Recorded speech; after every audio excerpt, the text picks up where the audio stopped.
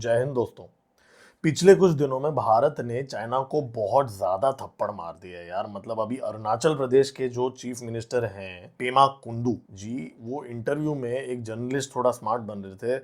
वो जर्नलिस्ट ने उनको बोला कि भाई भारत चाइना के साथ 1200 किलोमीटर का बॉर्डर शेयर करता है, और आगे कुछ बोलने वाला था, उतने में उन्होंने उनको रोक दिया और उन्होंने बोला कि भाई let me correct you, Bharat और चाइना का तो कोई बॉर्डर है ही नहीं। कहाँ है बॉर्डर? वो तो भारत और तिब्बत का बॉर्डर है 1200 किलोमीटर, चाइना के साथ थोड़ी है।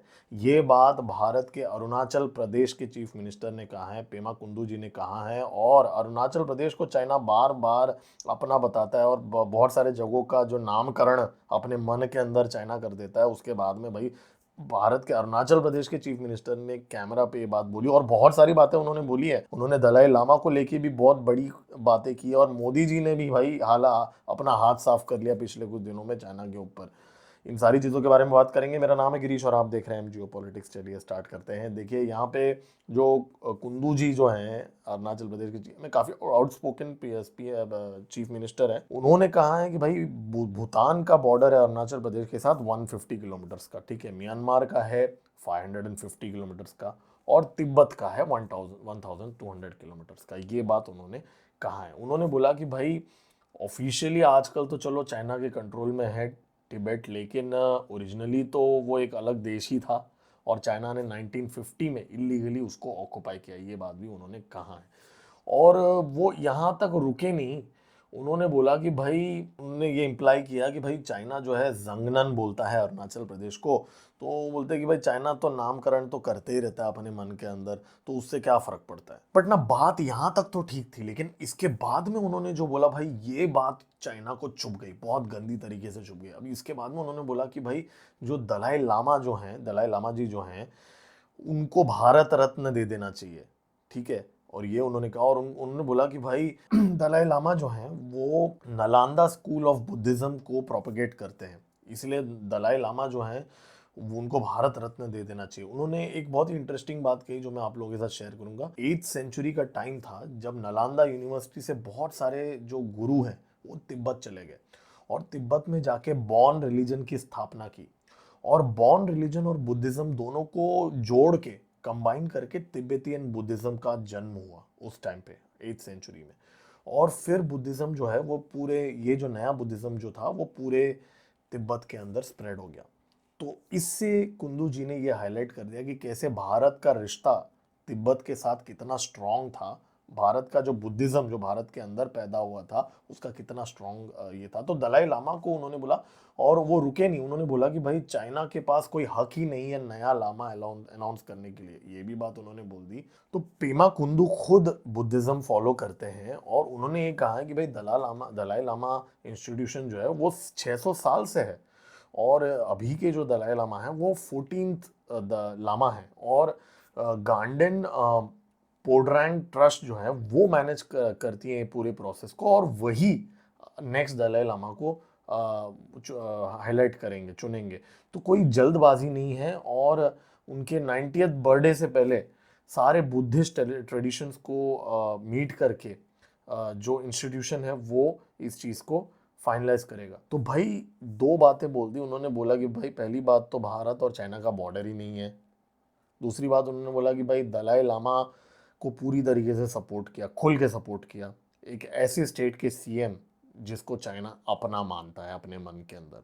और यहाँ तक बात रुकी नहीं, हम मोदी जी ने भी हाथ साफ कर लिया यहाँ पे चाइना के ऊपर। अभी रिसेंटली मोदी जी ने दलाई लामा को हैप्पी बर्थडे बोला, भाई बर्थडे विशेस भेजे, फॉर्मल बर्थडे विश किया। तो इसके तुरंत बाद जो चाइनीज मिनिस्ट्री जो है के जो स्पोक्स पर्सन है माओ निंग, उन्होंने बोला कि भाई मोदी जी को ख्याल रखना चाहिए था। 14 दलाई लामा जो हैं वो एग्जाइल हैं, वो सेपरेटिस्ट एक्टिविटीज़ में इन्वॉल्व हैं।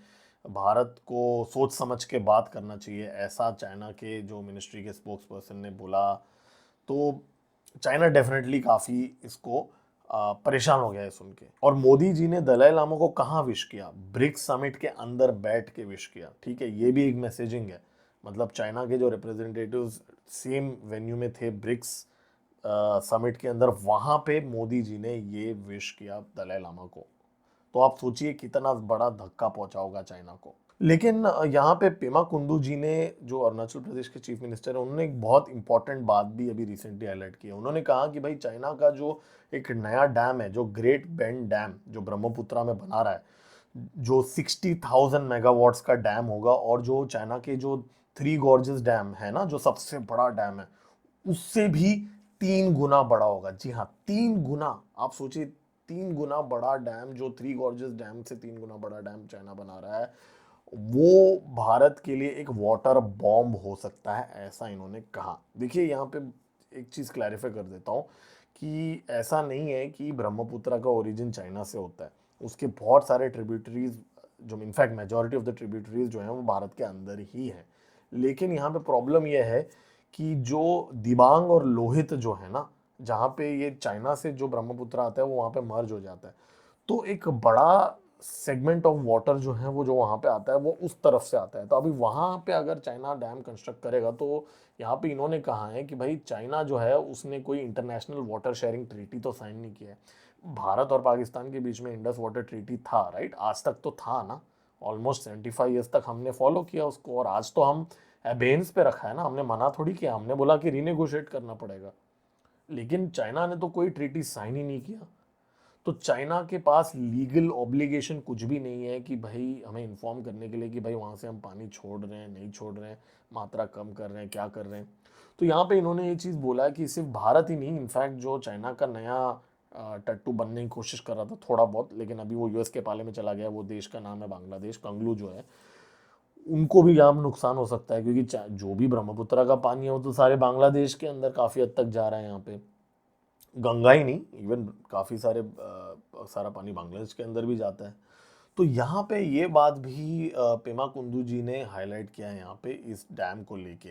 लेकिन भारत का भी इसमें काउंटर प्लान है। भारत ने अपना खुद का एक नया इनिशिएटिव लॉन्च किया है, सियांग अपर मल्टीपर्पज प्रोजेक्ट। अपना खुद का एक 10 गीगावाट का हाइड्रो पावर प्लांट भारत ने अनाउंस कर दिया है, और यहाँ पे ये पावर जनरेटर भी बनेगा और एक स्ट्रेटेजिक बफर का काम भी करेगा। तो यहाँ पे ये जो प्रोजेक्ट है ये एक डिफेंस मैकेनिज्म का काम करेगा, ताकि अगर चाइना वहां से अचानक पानी छोड़ भी देगा ना, तो भी हमारा कोई नुकसान नहीं होगा। भारत ने ऑलरेडी काउंटर एक्शन लेना स्टार्ट कर दिया है यहाँ पे।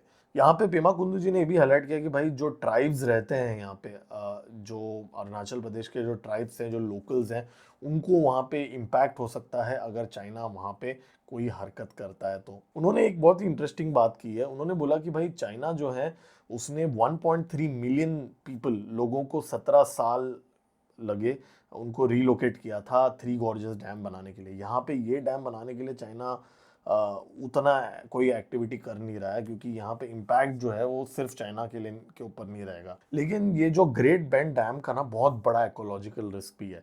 इसमें चाइना को ना 420 किलोमीटर्स की टनलिंग करनी पड़ेगी। जी हाँ, 420 किलोमीटर्स की टनलिंग करनी पड़ेगी नामचा बारवा माउंटेन रेंज से। और ये जो एरिया है बहुत ही अर्थक्वेक प्रोन एरिया है, तो बहुत ज़्यादा प्रोजेक्ट के रिस्क्स भी यहाँ पे हैं। तो दोस्तों, हमारे जो अरुणाचल प्रदेश के चीफ मिनिस्टर और मोदी जी, जो दोनों ने ही बहुत सारे झापड़ मार दिए चाइना को पिछले कुछ दिनों में, तो देखते हैं आगे क्या होता है। मैं जियोपॉलिटिकल डेवलपमेंट्स को ट्रैक करते रहूँगा। दोस्तों, अभी तक आपने इस वीडियो को लाइक नहीं किया, आप लाइक कर सकते हैं, मेरे चैनल को सब्सक्राइब भी कर सकते हैं। मेरा नाम है गिरीश और आप देख रहे हैं जियोपॉलिटिक्स। जय हिंद। मिलते हैं अगले वीडियो में।